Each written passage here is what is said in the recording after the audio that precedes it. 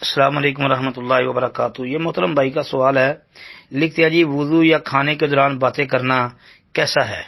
اکثر مسجدوں میں لکھا ہوتا ہے کہ جی وضو کرتے وقت باتیں کرنا منع ہے، اور اسی طرح کھانے کے دوران کوئی بات کرتا ہے تو کوئی ٹوک دیتا ہے کہ یہ جائز نہیں ہے، تو اس کی ذرا وضاحت فرما دے۔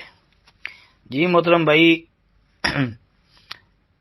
وضو کے دوران یا کھانے کے دوران ضرورت کے مطابق بات کرنا جائز اور درست ہے، منع نہیں ہے، منع کی دلیل نہیں ہے۔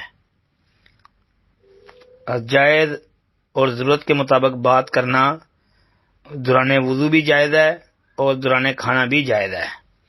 دلیل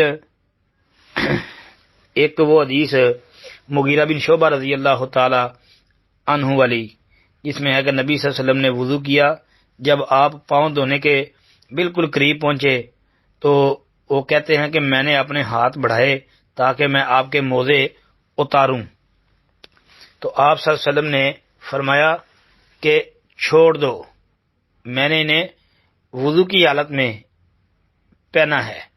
پھر آپ نے موزوں پر مسح کر لیا۔ یہ حدیث صحیح بخاری کے اندر 206 نمبر پر اور اس کے علاوہ صحیح مسلم وغیرہ میں بھی آتی ہے۔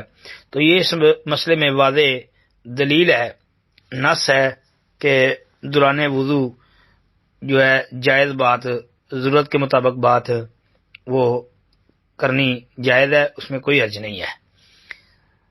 دوسرا جی کھانے کے دوران بھی ضرورت کے مطابق اگر بات کرنی پڑ جائے تو بندہ کر سکتا ہے۔ اس کی دلیل یہ عمر بن ابی سلمہ رضی اللہ عنہ بیان کرتے ہیں کہ میں نے ایک دن نبی علیہ الصلوۃ والسلام کے ساتھ کھانا کھایا۔ یہ اس وقت چھوٹے بچے تھے، تو کہتے کھانا کھایا تو میں پلیٹ کے کناروں سے کھانے لگا، پھر رسول اللہ صلی اللہ علیہ وسلم نے فرمایا کہ کل مما یلیک، جو تمہارے قریب ہے اس میں سے کھاؤ۔ ویسے تو تفصیل آتی ہے نا، یہ تو صرف ایک جملہ میں نے ذکر کیا ہے۔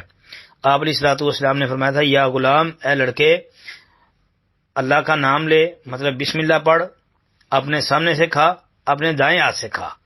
جی تفصیل اس کی صحیح بخاری کے اندر 5377 نمبر اور صحیح مسلم میں 2022 نمبر دیکھ لیں۔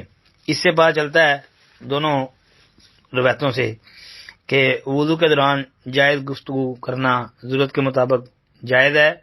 اسی طرح کھانے کے دوران بھی کوئی ضرورت کے مطابق بات کرنی پڑ جائے تو بندہ کر سکتا ہے۔